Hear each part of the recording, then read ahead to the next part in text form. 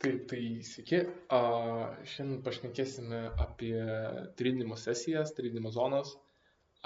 Ir tiesiai neriant, tai yra šios pagrindinės sesijos. Tai yra Asian session, London session, New York AM session, lunchas ir New York PM sessions. Kiti ir gal būsite matę, gal būsite nematę, susismulkmenina šios zonas, tai tokios kaip Singapūras, Tokijas, Australija.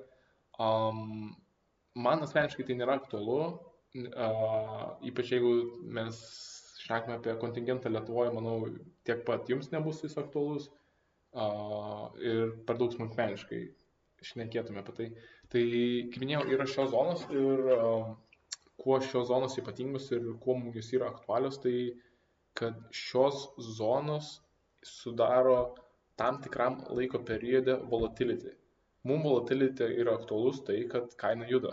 Tai, kad kaina juda, mums suteikia galimybę pasiekti mūsų profitą arba, kam nepasiseka, nueiti į losą.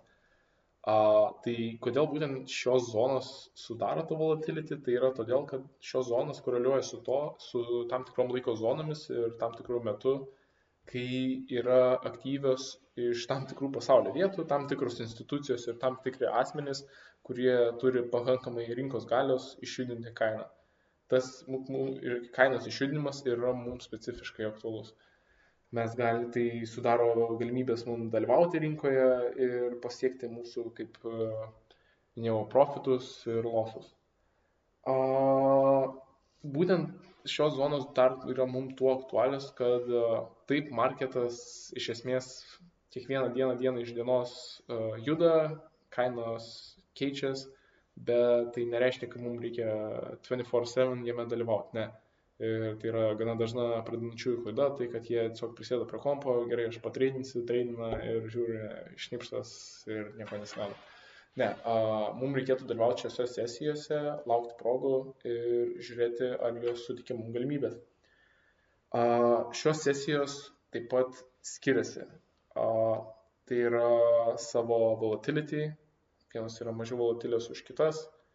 Tai neturiu meni, kad visą laiką bus Asia sessionas, tarkim, labai mažai turintis volatility, o ten New York AM-as turės labai daug.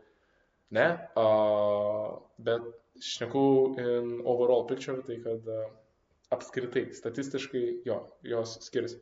Tikrai, jeigu pavatreidintumėt New York AM-ą, jūs atkreiptumėt dėmesį, kad jisai turės žymiai daugiau judesio ir galimybių sudarys, negu, tarkim, koks New York PM-as. Aišku, visi į darbo pabaigą nieks jau nebenorės ten treidinti ir visi bus pavargę. Tai kaip išskirti šias zonas, tai esu viską prašęs plius minus serveryje, tai yra laikus, kada vyksta šie sešai ir kad šiuos laikus būtų jums lengviau sugaudyti, tai rekomenduoju tai padaryti. Tai visų pirma, nusistatykit savo timerį į New Yorko laiką trading view'e, tada jūs tiesiog įtreidinsite aktualių laikų, kas yra susijusi su USD rinka. Ir aš asmeniškai mėgstu sutelkti savo dėmesį ten, kur reikia. Ir stengiuosi išskaidyti ar pašalinti kuo smulkmeniškesnės kliūtis, kurios nutraukia mano mintis ar kažkaip išnaudoja mano energiją. Ir yra toks dalykas kaip indikatoriai. Ir aš nesakyčiau, kad tai yra for dummies, bet tai man sukelia patogumą. Tai yra toks indikatorius kaip ICT kill zones. Ten visus likusius identifikatorius nekreipkit per daug dėmesio, čia tiesiog random visus susimarkė, nes tikrai neturi kažkokios reikšmės ir galit per daug nekopijuoti manęs. Tai va, yra ICT kill zones plus pivots. Boom. Tai šis indikatorius tiesiog leidžia automatiškai susiženklinti, kada kokia sesija vyksta ir susiskaido būtent į tas pagrindinės, kurios man yra aktualius.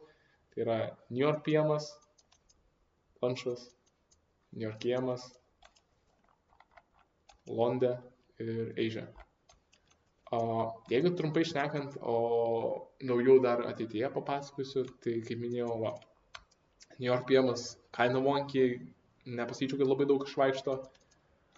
New York lunchas, aš asmeniškai jo vengiu, netreidinu, vis dėlto pietus, tai galima labiau interpretuoti ir žiūrėti šį price kaip automatiškai judantį, nes tai nėra, kad vien tik žmonės judina kainą, vis tiek tai yra kažkoks AI, kuris ar tam tikras kompiuterinis mechanizmas, kuris judina statistiškai periodiškai kainą.